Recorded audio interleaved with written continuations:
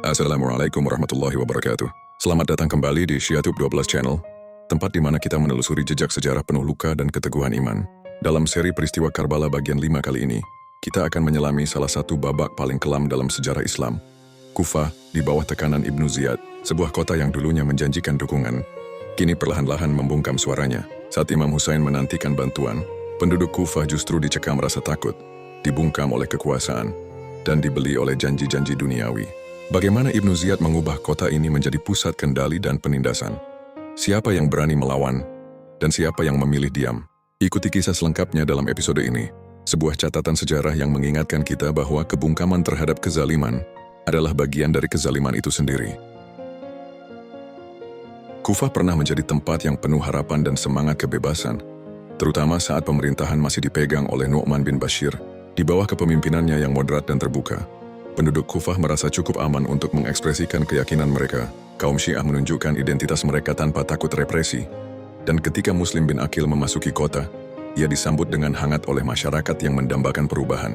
Namun suasana itu berubah drastis ketika Nu'man digantikan oleh Ibnu Ziyad. Pergantian ini bagaikan badai yang menyapu semangat penduduk Kufah. Ibnu Ziyad memimpin dengan tangan besi, menunjukkan wajah kekuasaan yang keras dan kejam. Keberingasannya membuat banyak orang gemetar ketakutan. Masyarakat menjadi begitu waspada, takut melakukan kesalahan sekecil apapun, karena keputusan impulsif bisa berujung pada ancaman nyawa. Selain kekerasan fisik, Ibnu Ziyad juga menggunakan propaganda secara intens, menyebarkan isu tentang penundaan pasukan dari Damaskus untuk menggoyahkan tekad pendukung Muslim bin Aqil. Tak butuh waktu lama hingga dukungan terhadap Muslim mulai surut. Sebagian pengikutnya mundur secara diam-diam. Para bangsawan Kufah yang sebelumnya memilih diam, kini terang-terangan berpihak pada Bani Umayyah.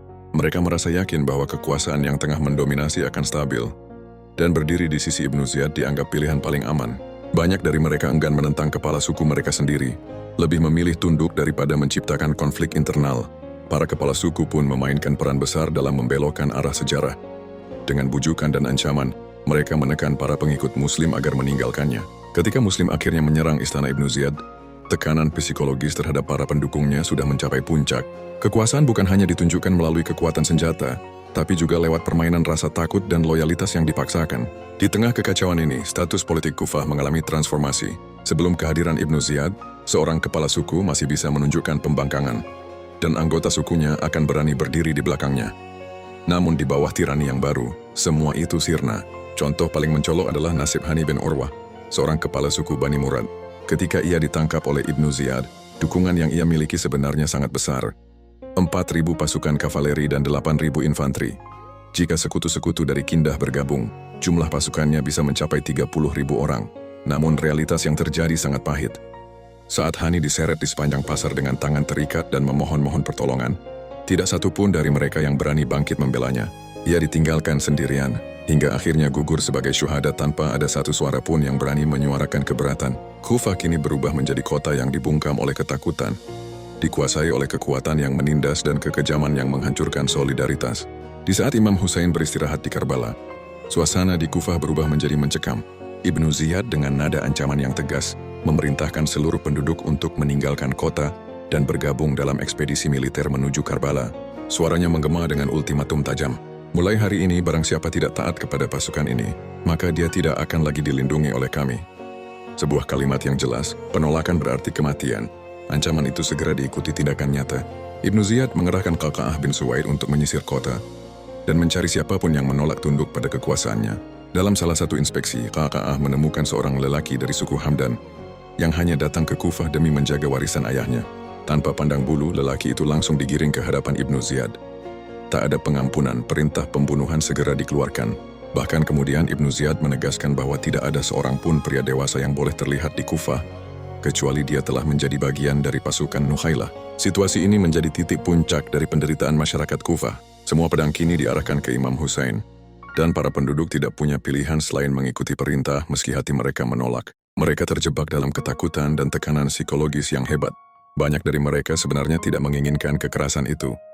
Seperti yang digambarkan oleh penyair Farazdak, hati mereka bersama-sama denganmu, sedangkan pedang-pedang mereka terhunus ke arahmu. Sebuah ungkapan tragis tentang rakyat yang terpaksa mengangkat senjata terhadap orang yang mereka cintai, karena kekuasaan Bani Umayyah menekan mereka dari segala arah. Kutipan dari Mujamma' bin Abdullah Ma'idzi, seorang saksi yang menyertai Imam Husain, menggambarkan dilema itu dengan lebih gamblang. Para bangsawan itu semuanya menentangmu, walaupun hati yang lain-lainnya bersama-sama denganmu. Besok mereka akan mencabut pedang melawanmu. Dalam kondisi seperti ini, rakyat tak punya banyak pilihan. Ikut berperang melawan imam yang mereka cintai, atau meninggalkan Kufah dan Karbala demi menyelamatkan nyawa. Namun banyak dari mereka yang diam-diam memberontak dengan caranya sendiri. Dari berbagai laporan, diketahui bahwa sebagian besar penduduk yang dipaksa ikut perang justru melarikan diri di tengah perjalanan. Sebagian bahkan tidak pernah sampai ke Karbala. Meskipun jumlah tentara yang diumumkan besar ketika keberangkatan dari Kufah, nyatanya hanya sekitar 10.000 atau bahkan kurang yang benar-benar tiba di medan Karbala. Padahal jika dibandingkan dengan populasi Kufah yang sangat besar, bahkan masjidnya saja mampu menampung 40.000 orang, jumlah tersebut sangat kecil. Ketika Ibnu Ziyad mengirimkan pasukan besar menuju Karbala, tampak di permukaan seolah kekuatan militer yang kuat sedang dikerahkan untuk menumpas gerakan Imam Husain. Namun kenyataan di lapangan sungguh berbeda. Seiring perjalanan pasukan menuju medan pertempuran, barisan mereka menyusut secara drastis. Balajuri mencatat bahwa dari 1.000 pasukan yang diberangkatkan, hanya sekitar 300 hingga 400 yang benar-benar tiba di Karbala. Sebagian bahkan menyebut lebih sedikit lagi. Ini bukan karena serangan musuh, melainkan karena hati-hati yang menolak untuk ikut serta dalam kekejian. Dinwari, sejarawan lain, mengisahkan hal serupa. Ia menulis bahwa kebencian tersembunyi terhadap misi yang mereka emban, yaitu melawan cucu Nabi sendiri, membuat banyak tentara memilih mundur diam-diam. Mereka tidak sanggup berhadapan dengan Imam Husain di medan perang, dan lebih memilih memisahkan diri dari pasukan. Ada yang melarikan diri, ada yang kembali ke Kufah, dan sebagian besar menghilang di tengah jalan. Di tengah tekanan dan ketegangan masih ada nurani yang berbicara. Hur bin Yazid, salah satu komandan pasukan musuh, menjadi saksi hidup dari betapa seriusnya situasi yang dihadapi. Beberapa hari sebelum tragedi Asyura, ia melihat kebenaran terpampang di hadapannya. Pada pagi hari Asyura, dengan langkah yang pasti dan hati yang telah berbalik arah, Hur meninggalkan barisan musuh dan bergabung dengan Imam Husain. Kata-katanya kepada sang imam menggambarkan perasaan yang dalam dan jujur. Semoga orang tuaku menjadi tebusan bagimu. Aku tak pernah bisa membayangkan bahwa keadaan seseorang bisa berpuncak pada tahap yang sedemikian rupa, seperti yang kini kusaksikan. Ia mengakui bahwa sebelumnya ia mencoba berdamai dengan perintah penguasa, bahkan berpikir bisa menaatinya dalam beberapa urusan. Namun kenyataan yang ia lihat membuat semua rasionalisasi itu runtuh. Sayangnya tidak semua mampu mengambil langkah seberani Hur. Banyak yang merasakan hal yang sama, tapi terbelenggu oleh ketakutan dan kebimbangan. Mereka gagal membuat keputusan, dan waktu terus berjalan menuju tragedi. Bahkan dari kalangan Muslim Syiah sendiri, tidak semua bergerak cepat. Hanya segelintir orang istimewa yang mampu membaca arah kebenaran dan berani bertindak sejak awal. Mereka adalah orang-orang yang kemudian tercatat dalam sejarah sebagai pendamping setia Imam Husain. Di antara mereka yang bergabung adalah Nafi' bin Hilal Muradi, Omar bin Khalid Syaidawi, Sa'ad, Mujamma' bin Abdullah Aidzi, Muslim bin Ausaja, dan Habib bin Muzahir. Nama-nama ini terpatri dalam lembaran sejarah Asyura sebagai sosok-sosok yang melampaui keraguan dan memilih kebenaran meski harus ditebus dengan nyawa.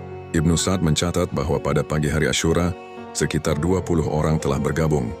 Ibnu Qutaibah bahkan menyebut totalnya sekitar 30 orang saja, sebuah angka yang sangat kecil, tetapi berisi jiwa-jiwa besar.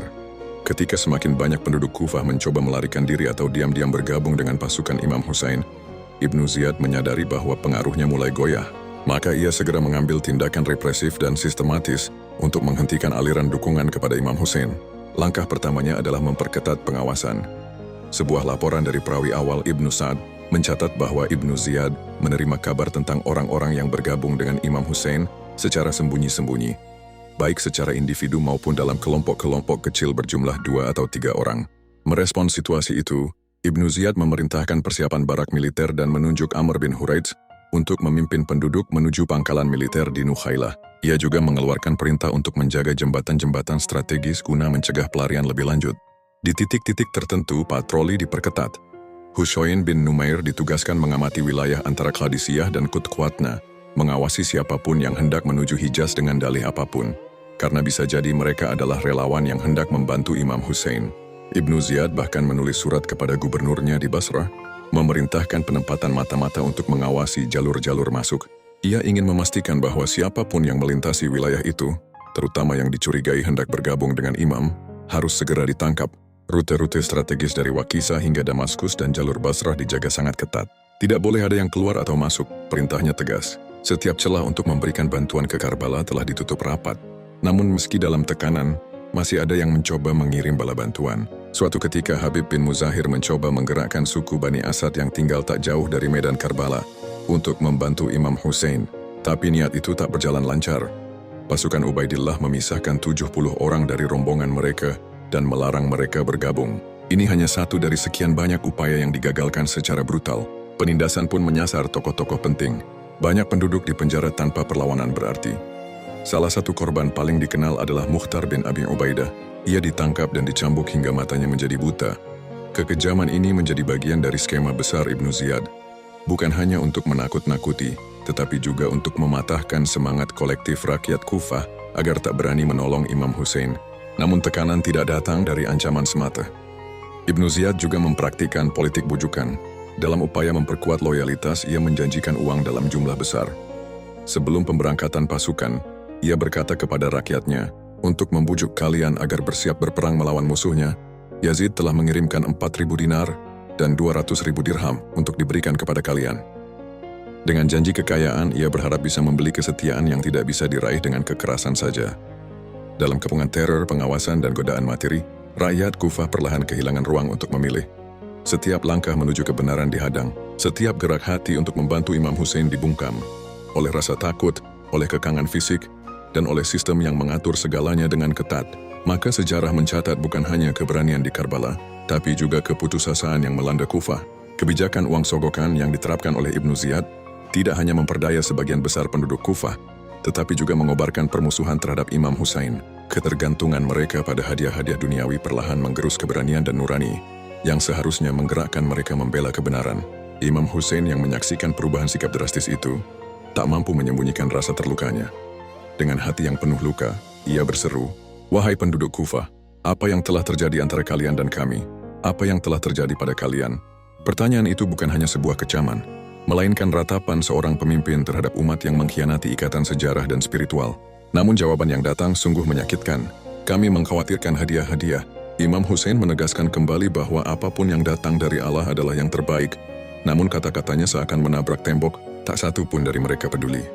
Tak satu pun dari mereka menoleh. Di tengah keheningan yang menyiksa, kenyataan menjadi jelas. Sebagian besar penduduk Kufah, termasuk para tokoh dan pengikutnya, berada di pihak penguasa tiran. Mereka menggunakan kekerasan sebagai alat kekuasaan, dan kekejaman terhadap pihak yang menentang menjadi rutinitas. Meski demikian, sejarah tidak membisu sepenuhnya. Bukti menunjukkan bahwa masih ada segelintir hati yang terpanggil, namun tak mampu bertindak, di bawah tirani yang menekan dari segala arah. Bahkan niat untuk membantu imam pun terkubur dalam rasa takut. Catatan Balazuri memuat kisah mengharukan. Sa'ad bin Ubaidah menyaksikan orang-orang saleh berdiri di bukit-bukit sekitar Kufah. Mereka tidak bisa berbuat apa-apa selain memanjatkan doa. "Ya Allah, tunjukkan pertolonganmu kepada Hussein." Sa'ad bin Ubaidah yang menyaksikan kegelisahan mereka, melontarkan teguran tajam.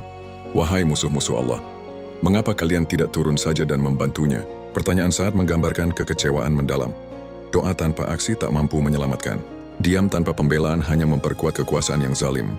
Pada akhirnya, sejarah mencatat bahwa Imam Hussein dibunuh oleh tangan-tangan Kufah.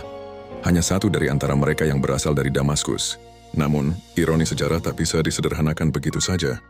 Penduduk Kufah bukanlah satu kelompok tunggal. Mereka adalah gambaran kompleks dari masyarakat yang tercerai-berai, antara ketakutan, ketundukan, dan keinginan untuk membela, namun lumpuh oleh keadaan. Kufah, kota yang dulu menjadi harapan, kini tercatat dalam sejarah sebagai saksi bisu pengkhianatan dan ketakutan. Di bawah tekanan Ibnu Ziyad, mulut-mulut dibungkam, hati-hati dibeli, dan tangan-tangan yang seharusnya membela, justru diam membiarkan darah suci tertumpah di Karbala. Namun sejarah tak pernah lupa. Di balik keheningan dan kebungkaman, tetap ada jiwa-jiwa yang memilih keberanian. Mereka yang berdiri bersama Imam Hussein, meski hanya segelintir, telah menorehkan kemuliaan yang tak tergantikan. Terima kasih telah menyimak episode kali ini. Jika kisah ini menyentuh hati Anda, jangan lupa like, komen, dan share, agar semangat Karbala tetap hidup di tengah umat. Sampai jumpa di episode berikutnya dari serial Peristiwa Karbala, hanya di Syiatube 12 Channel. Wassalamualaikum warahmatullahi wabarakatuh.